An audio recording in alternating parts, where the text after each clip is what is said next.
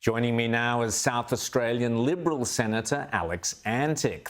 So Alex, great to see you. Now, I wanted to reward our viewers here on the Bolt Report with a sneak preview of your article in next week's Spectator Australia, in which you warn of the perils surrounding this so-called trusted digital identity bill. Alex, talk us through it, and should the word trust be in inverted commas? Well, thanks, Rowan. Look, it's always clear when you can trust something because it has the word trusted in it. It's a bit like, well, you can always tell a good democracy with the term democratic, like the Democratic People's Republic of Korea. So it's a bit of a telltale, bit of a giveaway.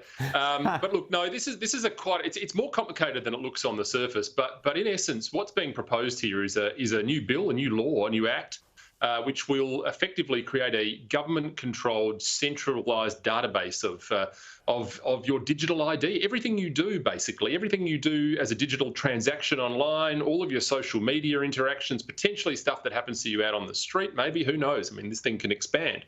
All covered under one digital ID. It's the sort of stuff that would have made the Australia card laugh once upon a time. But this is now becoming all very real and all very concerning. And it's a bill that will come up in the next parliament. It was originally a bill from my side of politics that's now got Labor's stamp on it, which I presume will be reviewed and it'll come out. But it's a real worry. This is basically, in my view, setting the bedrock of, or the sort of the foundations for a virtual social credit system, because this is going to collect all sorts of information, medical history, religious beliefs, vaccination status, you name it. And we don't know ultimately what will be done with this. We're being told it's voluntary, but in the last 2 years, we've heard that a lot. We've been told it's safe and it's effective, but in the last 2 years, we've heard that a lot. And ultimately, I'm very worried about where it heads.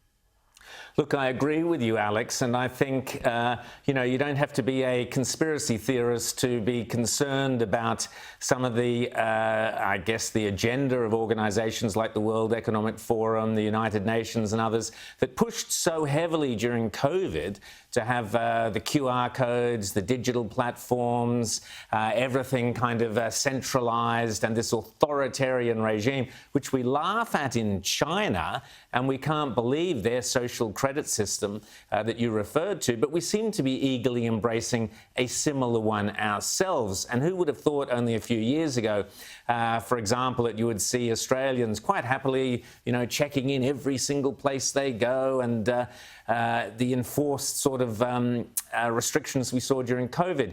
Do you think, and Alex, the World Economic Forum claimed that COVID was the way to bring about greater authoritarian surveillance? Are we sleepwalking into this? Yeah, look, Ryan, we're absolutely sleepwalking into it. I mean, the last 2 years really have softened us up for this. As you say, Aussies would never have, perhaps 10 years ago, so easily and so conveniently waved through QR codes and, all sorts of other data that's being pumped into the system. And you have to be a bit cynical about this for a number of reasons. The first one is that this is the veritable hobby horse of the bureaucratic elites out of the World Economic Forum. And if that doesn't raise alarm bells to start off with, then nothing will. In itself, that's a big red flag for me. But also, this has been the experience of the last 2 years. We're now starting to see people becoming quite cavalier with their information. And, people say often in this situation, well, I'm not doing anything wrong. What does it matter? What does it matter if people know? I'm flattered. I wish people would know what my spending habits were like.